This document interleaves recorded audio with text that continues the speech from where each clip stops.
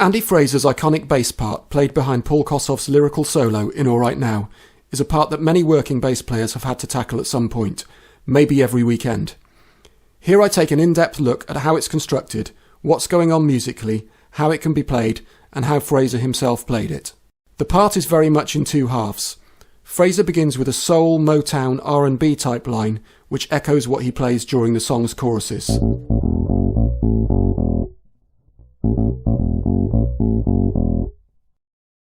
Something to note here is the staccato nature of the first three notes.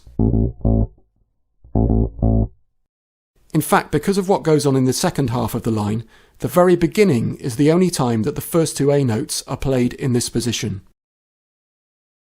The second half is where the magic happens, and it includes a crucial element which is often absent in cover versions of the song. To examine what happens, it's helpful to know that due to the band's lineup of just three instruments, Fraser would often cover rhythm guitar or keyboard parts on bass and find other ways of filling the sound out. A great example of this is seen here.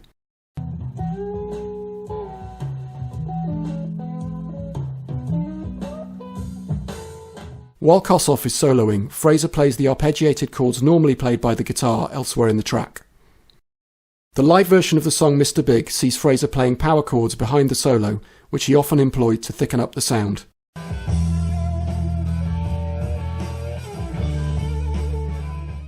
In All Right Now, he outlines the G5 and D major chords by playing first the G and D and then the F sharp and D high up on the fingerboard and letting the notes ring out.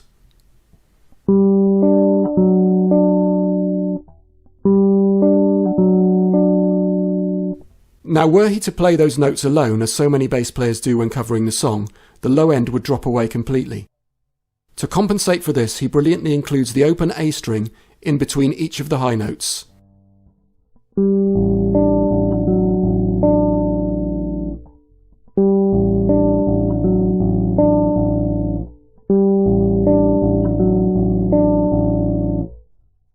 If it seems a bit tricky, just think of it in those simple terms of playing the A after each high note.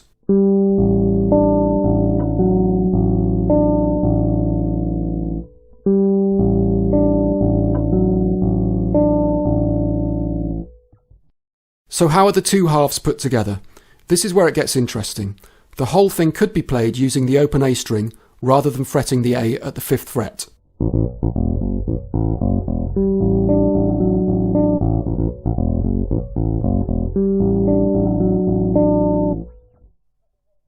There's nothing wrong with that, but it makes it slightly trickier to control the note length and keep the beginning staccato on the open string than it would be at the 5th fret.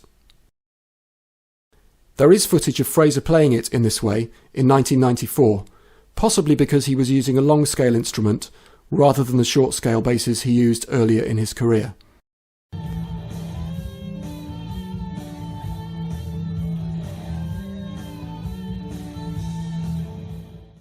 However, most of the time he returned to the 5th fret A when going back down the neck for the first half of the line. I've looked closely at footage of him playing the part, including in slow motion, to determine exactly what he did, and it's this. As I mentioned earlier, he begins the line at the 5th fret. Then moves up to the high part. He then plays the open A string twice, and while he's doing that, it gives him time to move his hand position back down to the 5th fret for the next two A's.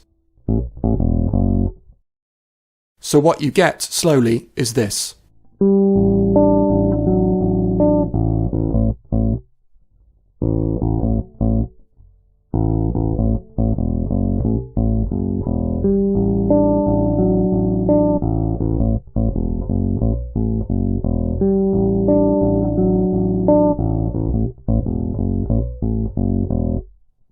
I find there's a certain smoothness and consistency achieved when changing hand positions by playing those two open A strings and then the two 5th fret A's. Here are two clips of Andy Fraser playing it in this way.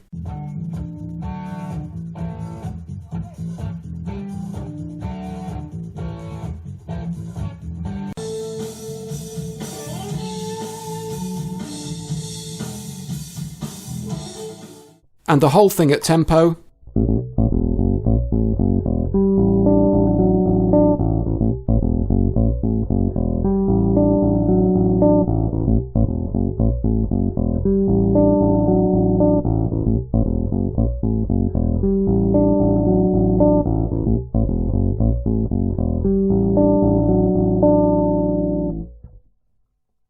This line is played a lot and talked about a lot, so I hope this has been a fairly comprehensive look at exactly what's going on with it, and that it might be helpful to anyone learning the line or who's interested in Andy Fraser's approach to bass.